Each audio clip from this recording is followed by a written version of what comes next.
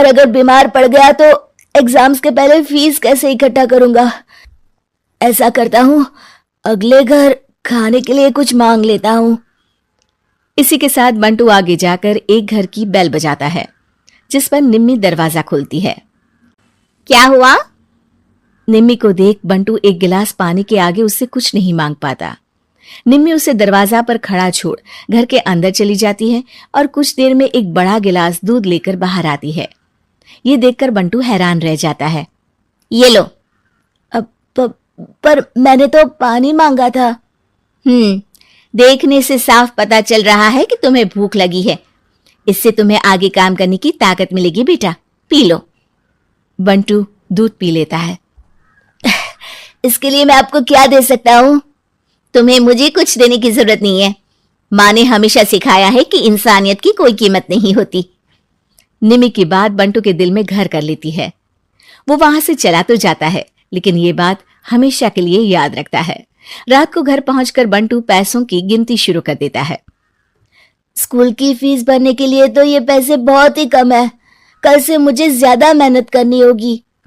अगली सुबह से बंटू फिर एक बार पूरी मेहनत के साथ काम पर लग जाता है। देखते ही देखते कुछ समय बीतता है और अपनी मेहनत से बंटू एग्जाम्स के पहले ही स्कूल फीस भर देता है। अब मैं भी एग्जाम्स दे पाऊंगा और फिर मेडिकल कॉलेज में जाकर बहुत बड़ा डॉक्टर बनूंगा। बंटू दिल लगाकर पढ़ाई शुरू कर देता है। उसे एग्जाम्स में टॉप करने की वजह से कॉलेज की स्कॉलरशिप भी मिल जाती है और वो पढ़ाई करने दूसरे शहर चला जाता है। सर, इस स्कॉलरशिप से आपने मेरा सपना पूरा कर दिया। मैं आपको जितना भी थैंक यू बोलूं उतना कम है।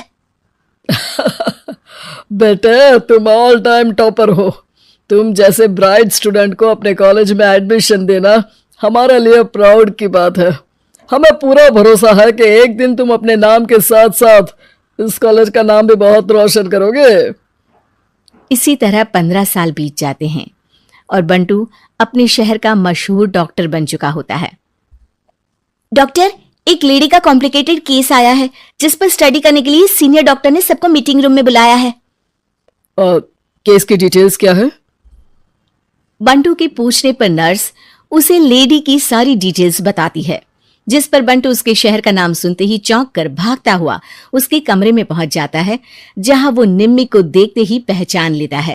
उसके पीछे पीछे नर्स भी वहां पहुंच जाती है। नर्स, इनकी सारी रिपोर्ट्स मुझे अभी चाहिए और अब से इनका केस मैं ही हैंडल करूंगा।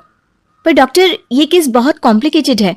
आज तक कोई भी डॉक्टर इनकी बीमारी तक नहीं पहचान पाया और दूसरे शहर वालों ने तो इनके बचने की उम्मीद ही छोड़ दी थी। तुम्हें आगे कुछ भी बोलने की जरूरत नहीं है। मैंने जो कहा बस वही करो। नर्स बंटू को निम्मी की सारी रिपोर्ट्स दे देती है, जिसके बाद वो उस पर स्टडी शुरू कर देता है और हजारों दिक्कतों के साथ महीनों की मेहनत के बाद आखिर में निम्मी की बीमारी का पता लगाने के साथ साथ उसका इलाज ढूंढ ही लेता है। मैं आपको ठीक करके ही रहूंगा। अब बंटू अपने को डॉक्टर्स की मदद से दिन रात एक करके निम्मी के इलाज में जुट जाता है, जिसमें वो कभी दूसरे हॉस्पिटल के स्पेशलिस्ट को, कभी किसी मल्टी स्पेशलिस्ट को बुलाकर निम्मी का चेकअप कराता रहता है। इसी तरह 10 महीनों की मेहनत के बाद आखिरकार निम्मी ठीक हो जाती है, जिसे देख पूरा हॉस्पिटल हैरान रह जाता है। वाह डॉक्टर, आपने तो बिल्कुल नामुमकिन को मुमकिन कर दिखाया। यही तो हम डॉक्टर का काम है। सुनो, इनके डिस्चार्ज के वक्त बिल के फाइनल प्रोसीडिंग से पहले उसे मेरे पास जरूर लेकर आना। कुछ ही हफ्तों में निम्मी के डिस्चार्ज होने का वक्त भी आ जाता है। निम्मी नर्स से बिल के बारे में पूछती है। पेपर सारे तैयार हैं, आप तैयार हो जाइए, तब तक मैं बिल की कॉपी भिजवाती हूँ। नर्स बिल लेकर पहले बंटू के पास जाती है, जिस पर वो बिल देखकर उस पर कुछ लिखता है और नर्स को वापस कर देता है। नर्स उसे निम्मी के पास भेज देती है और बिल हाथ में आते ही निम्मी उसे देखने से पहले ही परेशान हो जाती है। जाने कितने समय से मैं यही हूं। शहर का सबसे बड़ा हॉस्पिटल है। बिल तो बहुत लंबा चौड़ा बन गया होगा, जिसे भरने में मेरी बची कुची पूरी जिंदगी बीत जाएगी। आखिर मैं ये सब कैसे करूंगी? डरते घबराते निम्मी बिल खोलती है तो उसकी नजर बिल के आखिर में लिखे एक नोट पर पड़ती है, जिस पर लिखा होता है, 1 गिलास दूध ने बिल पूरा कर दिया। और उसी के नीचे बंटू के सिग्नेचर भी होते हैं। ये पढ़कर निम्मी की